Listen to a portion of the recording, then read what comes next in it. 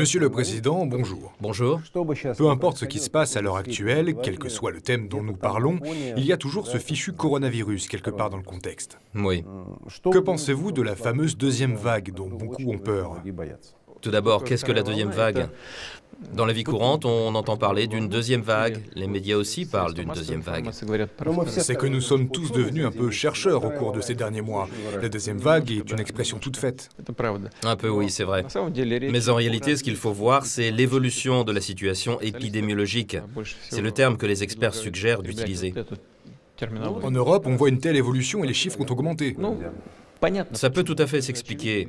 C'est une évidence avec la saison touristique. Il y a eu beaucoup de gens sur les plages, dans les bars, dans les restaurants. Ou un manque de discipline, tout simplement. Oui, c'est cet individualisme, cette mentalité qui consiste à ne pas tenir compte des intérêts de l'ensemble de la société, qui conduit à ce que nous voyons dans certains pays, c'est-à-dire à une hausse du nombre de cas de coronavirus. Et on voit cette situation se reproduire. Mais j'espère quand même que cela n'arrivera pas et que l'Europe, comme d'autres parties du monde, va s'en sortir. De façon générale, nous avons beaucoup de malades en Russie, mais nous avons l'un des taux de mortalité les plus bas au monde. Cela s'explique par le niveau de préparation de notre système de santé, qui peut se mobiliser et prendre rapidement des décisions pour faire face aux menaces. Encore une fois, je tiens à faire part de mon admiration pour le travail de notre personnel médical. C'est dans la tradition de l'ensemble des peuples de Russie, tant le peuple russe que les autres, de se mobiliser face à une menace commune. Et c'est encore ce qui s'est passé cette fois-ci.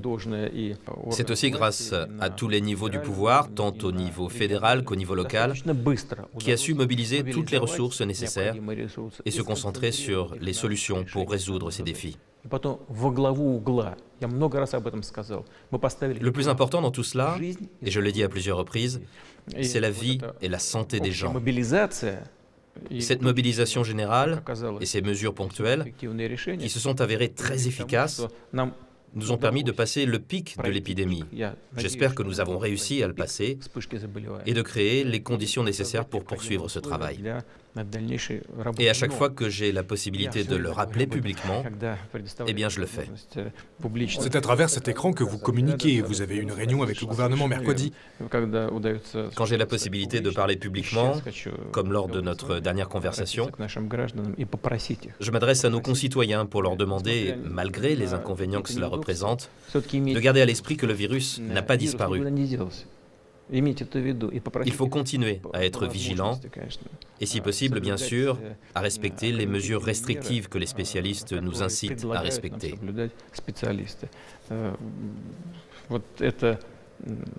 C'est aujourd'hui indispensable. Et plus nous serons disciplinés, plus vite nous pourrons revenir à une vie normale. On mène beaucoup d'études, y compris sur ce que l'on appelle l'immunité collective ou l'immunité de groupe. Et il est déjà clair que dans 8 régions de la Fédération de Russie, cette immunité de groupe a dépassé les 25%. Dans l'ensemble, cela suggère que si nous y allons progressivement, en évitant une trop forte diffusion de la maladie, alors Il y aura une croissance?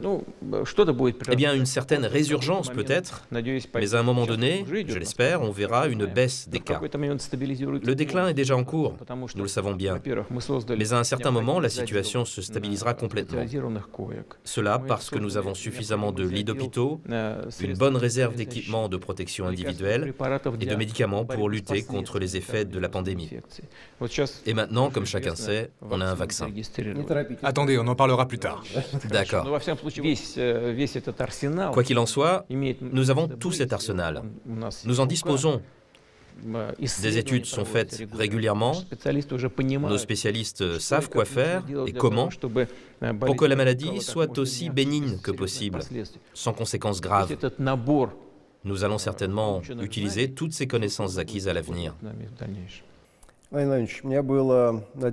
Vladimir Vladimirovitch, j'ai eu l'autre jour le sentiment que j'avais changé de lieu de travail. C'était quand vous avez annoncé la mise au point de ce vaccin. Mes amis latino-américains, il se trouve que j'ai des relations avec cette partie du monde, m'ont fait travailler comme correspondant pour les télévisions argentines, uruguayennes, etc. Je ne sais pas, je vais me permettre d'exprimer cette pensée. En effet, la plupart d'entre eux ont partagé avec moi cette idée lorsque vous avez mentionné que votre fille avait été vaccinée avec le nouveau vaccin russe. Cela les a beaucoup impressionnés. Je sais à quel point vous êtes sensible à ces questions personnelles, mais juste après, il y a eu des critiques, en particulier venant des États-Unis et de l'Europe. Vous avez d'ailleurs parlé avec le gouvernement mercredi dans ce même bureau et vous avez déjà parlé d'un deuxième vaccin. Et qu'est-ce qu'on entend dire à ce sujet? Qu'est-ce que c'est que ce vaccin? Il n'a passé que 2 phases d'essai sur les 3 nécessaires, qu'ont donc fait ces Russes? Et en effet, il n'y a eu que 2 étapes. Non, nous avons fait tout ce qui était nécessaire pour enregistrer ce vaccin.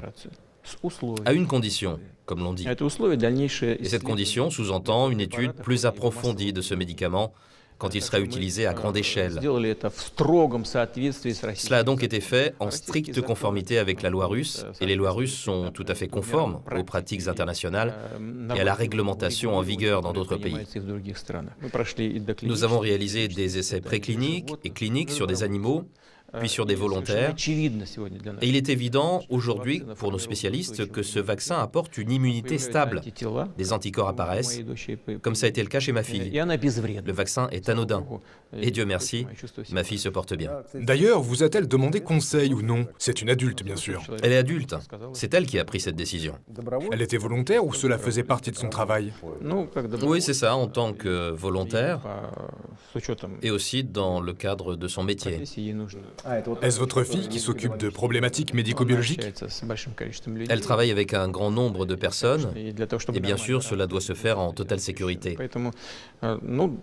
J'ai dit qu'elle avait eu 38,4 degrés de fièvre le premier jour, 37 le jour suivant, et c'est tout. Et après la deuxième administration du vaccin, 21 jours après, il y a aussi eu une légère hausse de température. Mais tout va bien.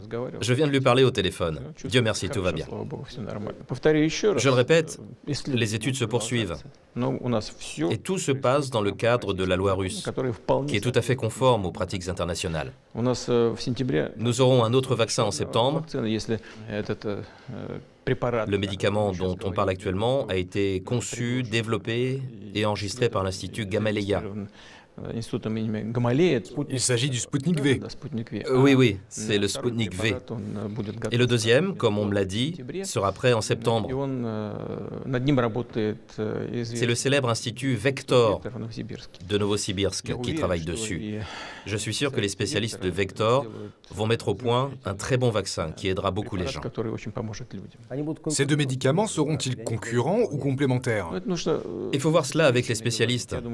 Je pense qu'ils seront plutôt concurrents, car en termes de sécurité et d'efficacité, ils ne devraient pas être équivalents. J'aimerais qu'on parle de la contraction de l'économie. Il y a 1 semaine et demie, des analystes d'Oxford, mais aussi l'agence Moody's, ces dernières 24 heures, ont donné des chiffres quant à la contraction de l'économie russe qui, en général, semble aller bien par rapport à ce qui se passe aux États-Unis. Et c'est regrettable parce que le reste du monde dépend des États-Unis. Mais si on regarde vraiment ce qui se passe, à quel point cela est sensible? Quelles sont les perspectives de rétablissement? L'ensemble de l'économie mondiale est confronté aux conséquences sévères de cette épidémie. Rappelons-nous des années 2008-2009. De la crise de l'époque? Oui, de la crise financière. La baisse du PIB mondial avait été de 0,1% seulement. Cette fois, selon les experts du FMI, de la Banque mondiale et d'autres organisations, cela va être de 5% environ. Autrement dit, la différence est énorme. Beaucoup comparent cela à la Grande Dépression des années 1930 ou aux événements d'après-guerre. D'autant plus que dans les pays qui avaient été frappés par la dépression des années 30, la chute est aujourd'hui plus significative qu'à l'époque. Aux États-Unis, on parle d'une récession de 9%. Et chez nous, on prévoit moins 8,5%. Mais nos experts estiment que cela sera peut-être moins. 5% si je ne m'abuse.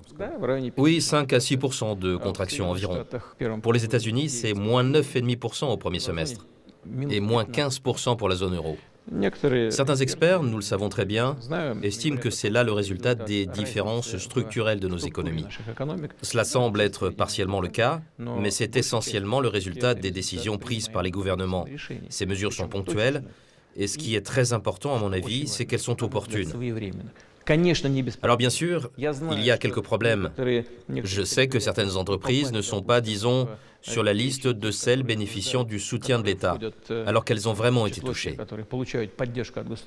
Bien sûr, le gouvernement doit y réfléchir et prendre les décisions qui conviennent au bon moment.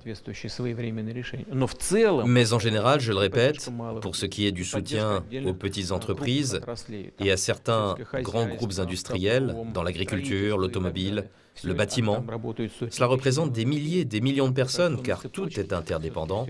Eh bien, ce soutien a été fait au moment opportun et a donné des résultats. Regardez, nos indicateurs macroéconomiques clés sont assez stables. Malgré les prévisions de fortes fluctuations, le taux d'inflation aujourd'hui est d'environ 3,4%. Et selon les prévisions des experts, il restera à ce niveau-là, de 3,4-3,41%. Et le prix du pétrole est de $46 le baril. Il faudrait mieux qu'il soit un peu plus élevé. Oui, mais il est quand même différent des prévisions initiales, n'est-ce pas? Oui, bien sûr, mais nos réserves augmentent aussi. Malgré toutes les difficultés, nos réserves augmentent, ce qui permet de créer un matelas de sécurité complémentaire. Et c'est important. Ce n'est pas un remède miracle à tous les problèmes, mais c'est important. Cela nous permet d'avoir une certaine conviction que, si nécessaire, nous pourrons réunir les fonds, y compris pour financer des objectifs sociaux. Tout cela montre que, tout d'abord, nous estimons avoir déjà dépassé le pic des problèmes. Et je l'espère, que nous commencerons petit à petit à nous redresser. En ce sens, il n'y a pas de grande différence entre nous et les autres pays du monde. J'estime que l'année prochaine, ce redressement sera acquis.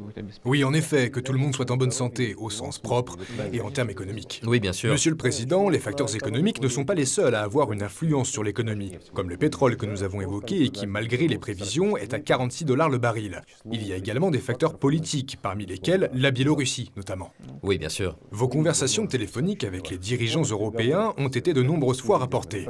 Mais généralement, ce ne sont que des messages peu informatifs du service de presse du Kremlin. Vous n'avez encore jamais publiquement parlé en détail de votre vision de la situation.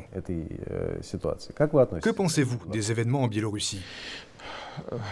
Vous savez, à mon avis, face aux événements en République de Biélorussie, nous agissons avec beaucoup plus de retenue et de neutralité que de nombreux autres pays, européens, sud-américains ou même les États-Unis. Il me semble que nous couvrons de manière assez objective, en profondeur, en tenant compte des deux parties, les événements qui se déroulent en Biélorussie.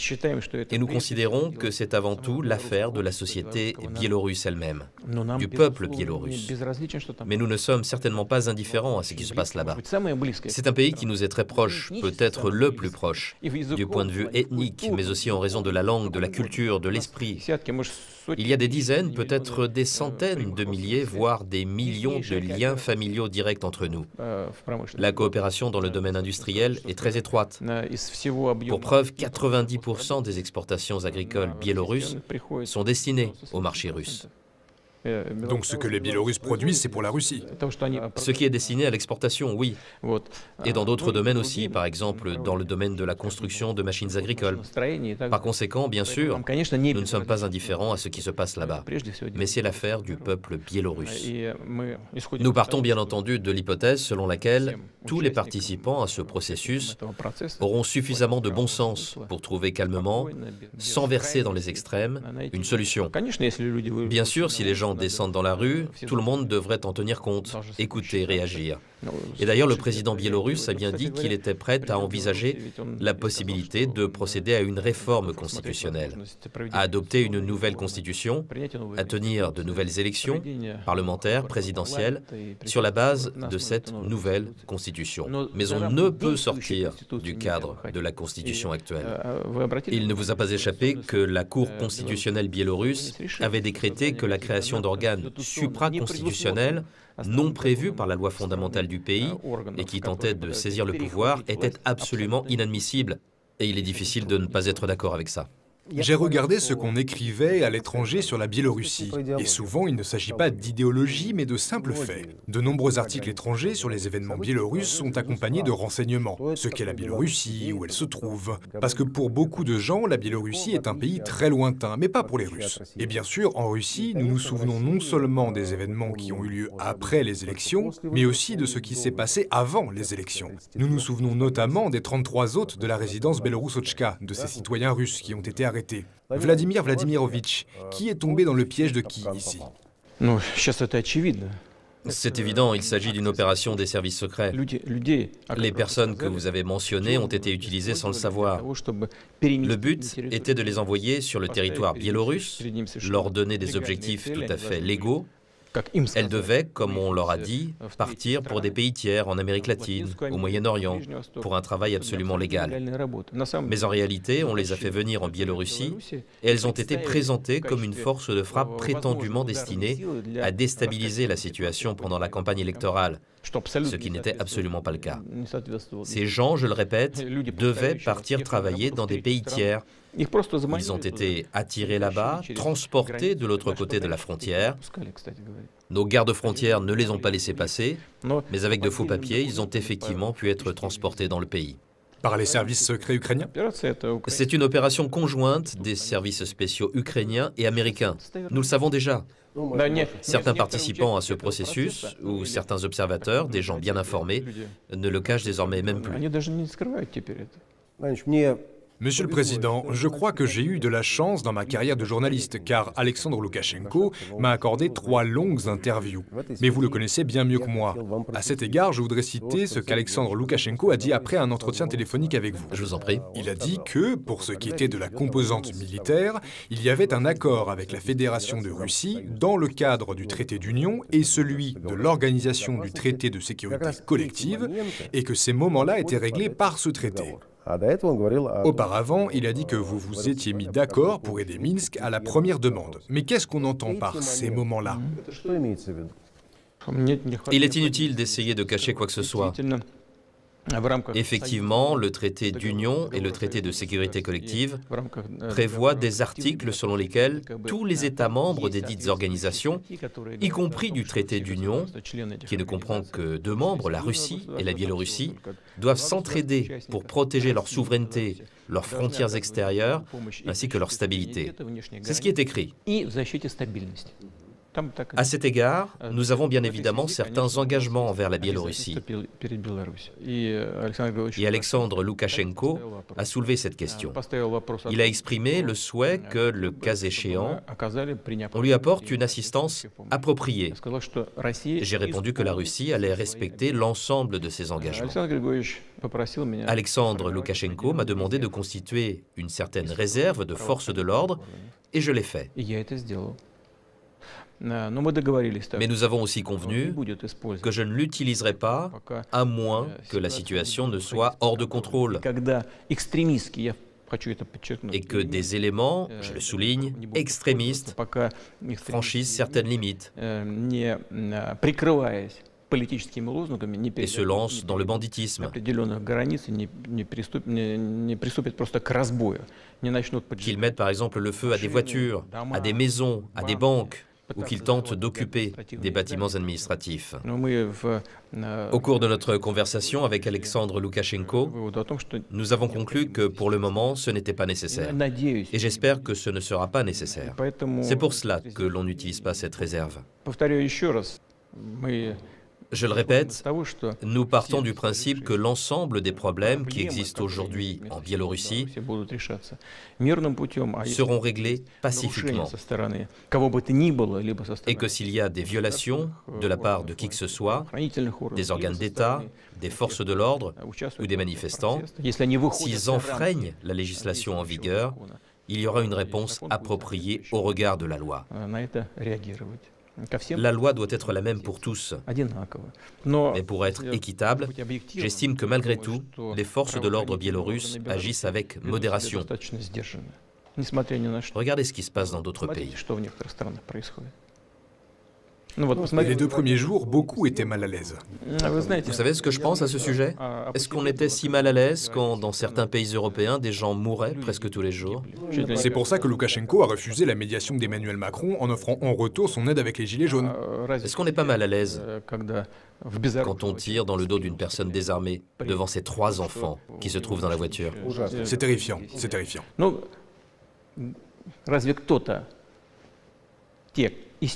Ceux qui accusent aujourd'hui le président et les autorités biélorusses dénoncent-ils ces actes? Je n'ai rien vu de ce genre. Pourquoi ont-ils cette approche si sélective? Cela m'amène à penser que ce n'est pas la question de ce qui se passe en Biélorussie. Quelqu'un veut que quelque chose d'autre s'y passe. On veut influer sur ces processus et parvenir à des décisions qui correspondent aux intérêts politiques de ces gens. C'est pourquoi, je le répète, d'une façon générale, la situation se stabilise. Et j'espère que tous les problèmes, et il y en a de toute évidence des problèmes, sinon les gens ne sortiraient pas dans la rue, c'est certain, que tous les problèmes seront réglés conformément à la Constitution, dans le respect des lois et par des moyens pacifiques. Monsieur le Président, merci.